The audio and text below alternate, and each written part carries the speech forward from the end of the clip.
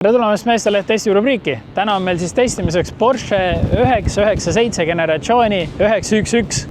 Paneme autoga spordi peale. Nüüd siis kõik vedrus, kõik asjad lähevad jäigemaks.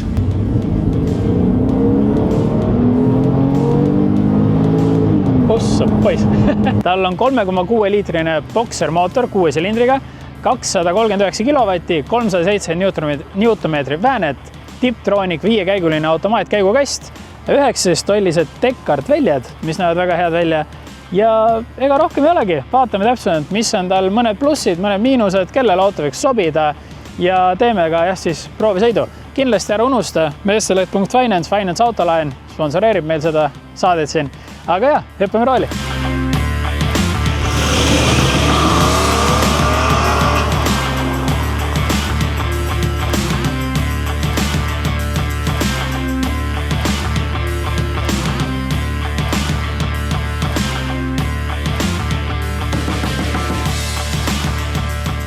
No nii, nüüd vaatame siis, kuidas sellega linnasõite teha on. Esimene asi, nii kui autosse istuvad mootori tööle paned, mis võib tunduda esialgu natuke veider, on see, et kogu mootori müra ei tule mitte eest, vaid tuleb tagant. Ehk siis sul oleks nagu bassikõlar, mis on pagasnikus, aga see bass on mootor. Ja selle auto puhul isiklikult ma pigem sõidaks näiteks üldse raadio kinni, sest et see mootori ühtne siuke umin ja kumin on siuke päris mõnusa feelingu tekitab, eriti kui sõitagi sellega näiteks mõnel päeval nädalat. Aga praegu peale selle mootori heli, mis on tegelikult meeldiv, mõned asjad, mida kuuleb, on siis rehvimüra, sest rehvid jällegi on üsna laiad ja nad on sellel autol isegi pigem sportlikumad väljad või rehvid, et ei ole mõeldud siis väga hullult mugavuse peale nende rehvidega praegu, kuna ta ongi sportlikum auto. Aga vedrustus, ta on kõige pehmemas režiimis ja väga hästi silub ära igasugused konarused. Auto küll nagu liigub kaasa nendega, sest et ta on ikkagi väiksema teljevahega ja sportlikum auto, aga ta ei sõida nagu nendesse aukudesse nii hullult sisse, et ta ei raputa seda autot, vaid ta ikkagi suure enamuse silub ilusti ära. Ja välja näeb ka piisavalt hästi, kuna tagaklaas on üsna ligidal, siis, ja ta on üsna suur, siis tagaklaasis see näeb päris hästi välja. Külgedel taga ka ei ole üldse suur pime nurk, mida võiks sellise sportauto puhul nagu karta. Esiklaas samamoodi. Väga ilusti näeb igalt poolt välja. Peeglid näitavad ka piisavalt hästi. Peeglitest näed endal siis auto neid tagumisi suuri puusi, mis on väga hea vaatepilt selle auto puhul. Et praegu linnas võib täis rahule jääda. Liigume kohe siin natuke kiirematele teedele, saame testida ka teda sportlikumas režiimis. Ja kui sul peaks olema huvi endale vähe siuke sportlikum auto soetada, siis kuni 30 000 eurot Finance Autoline, intress 5,9% ainult ja kasko vajadust tegelikult sellel finantseerimis võimalusel vaja ei ole, et kindlasti vaata järgi, nagu meil siin pusa peal on, Meesteleht.finance. Mõned huvitavad faktid ka siis selle Porsche 997 911 Carrera kohta. Paljud ütlevad, et ta on siis viimane justkui mõistlikus suuruses Porsche. Et tänapäeval nad on läinud palju madalamaks, palju laiemaks ja mõnel määral ka pikemaks. Et just siuksed siis entusiastid ütlevad, et see on siuke sweet spot selle vana ja uue vahel. Teiseks, antud auto siis kasutab mootori jahutamiseks ka juba vett.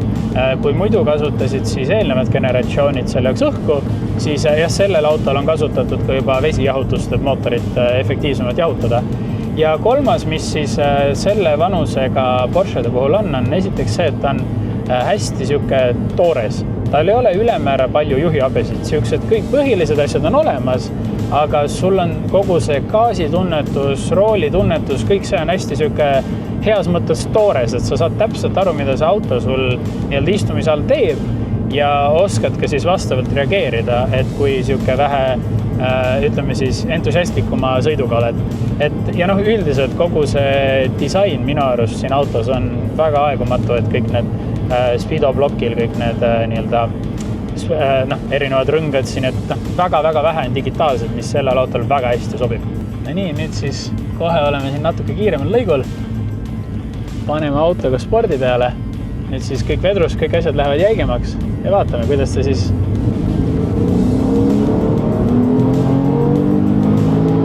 ossa poiss venitab käigud hästi mõnusalt pikaks, kuna tal on neid ainult 5, siis ei ole niisugust asja nagu tänapäeva autodel, et kogu aeg vahetab, vaid ta ikka peab väga hoolikalt vaatama, mis käigud on, mis hetke sisse paneb.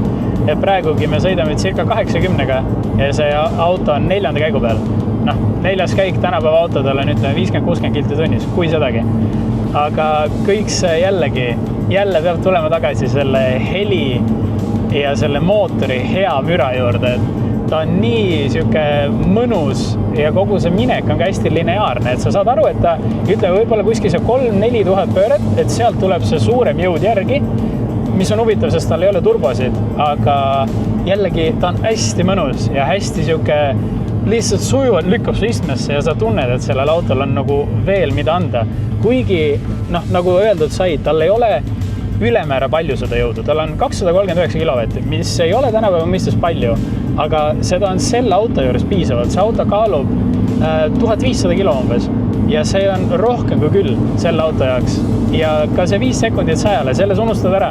See on piisavalt kiire, sul ei ole vaja väga rohkemat, sest et isegi selle alla 3 sekundiga, mis sa tänapäeval autosid osta saad, sul ei ole midagi teha tegelikult sellega igapäevasõidu. Et ülikõva auto isegi maanteel. Et siin saab ka tegelikult vedrusse veel pehmemaks panna, kui tahad ja ma ei näe põhjust, miks mitte selle auto peale mõelda, kui otsid endale sportlikku Porschet. Teeme ühe mineku veel.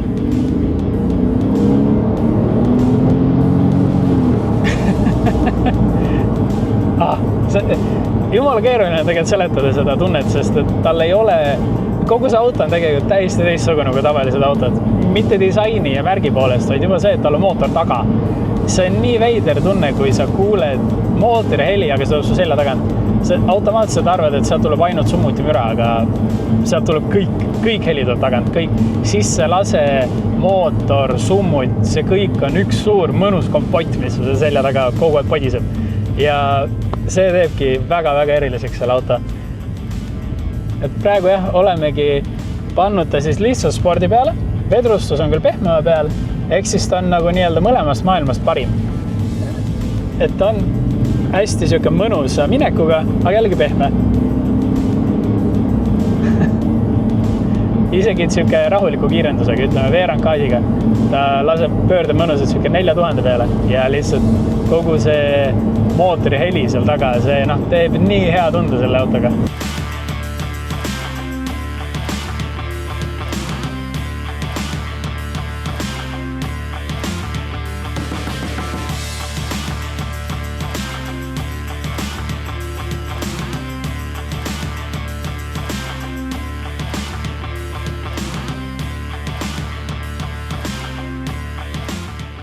No nii, vaatame ära siis selle üsna erksa sisu ka.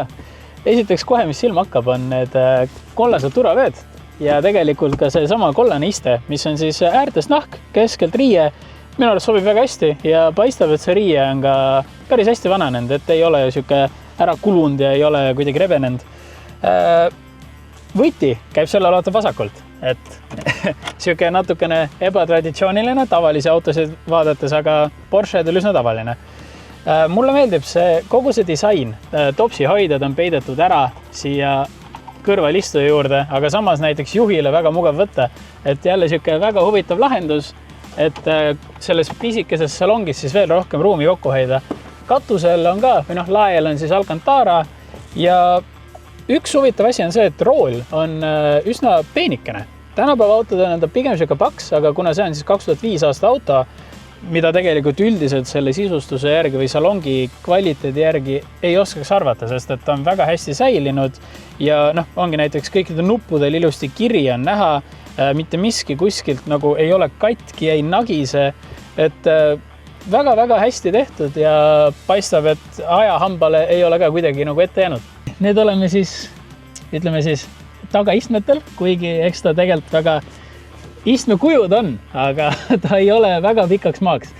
Ma saaks sellega sõita umbes täpselt 10 kilomeetrit, ma arvan, ja mitte väga konarlikel teedel, sest ees istun minu istumispositsiooni järgi, 182 senti nagu ma olen.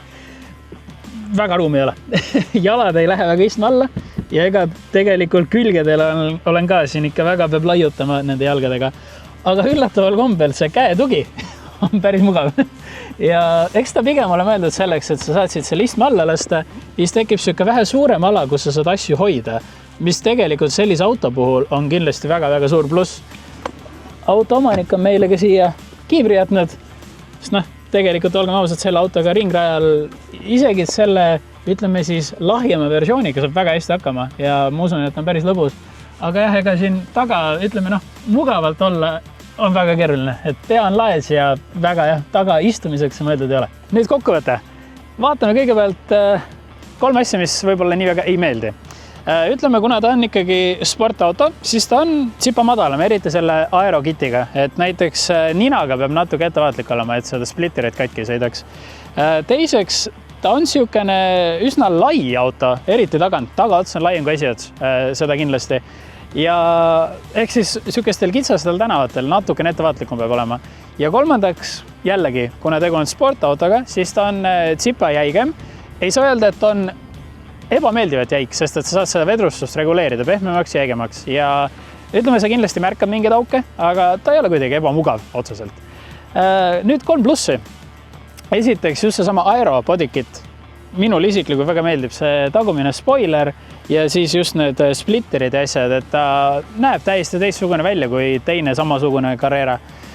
Teiseks, mulle meeldib see, et ta on vanem auto. Ta on siis tänaseks üle 20 aasta vana ja kõik need käivitused, kõik see on, ta on siuke mehaaniline, siuke toores, isegi mootori heli, tal ei ole mingeid turbosid asju, mis teda nii-öelda, ütleme siis seda heli muudaks, et tal ongi siuke madal, siuke urin ja sa kuuled kõike seda mehaanilist, mis seal mootoris toimub. Ja kolmandaks, antud autol see salong näeb väga-väga hea välja. Kõik need kollased istmed, kollased vööd, ta on siuke väga hea touch, muidu siukse must auto puhul, ongi must auto, must velg, must nahk osaliselt, aga see kollane, ta toob väga hästi välja nagu kõik selle salongi. Kellele see auto võiks sobida? Ütleme kellelegi, kes võib-olla ei otsi mingit siukest haiget kiirustaga, sest et selle auto 0-100 on circa 5 sekundit, mis ei ole mitte mingil määral aeglane, kuid lihtsalt Porschedel sa saad osta ka seda näiteks Turbo S-ina, mis on juba seal 3 midagi sekundit, aga ta on siuke väga hea siuke pühapäeva auto, ta on piisavalt sportlik, piisavalt nobe ja kindlasti väga-väga silmapaistev, eriti selle salongiga. Et ükskõik, kes iganes ennast siin ära tundis, sulle see auto kindlasti sobiks.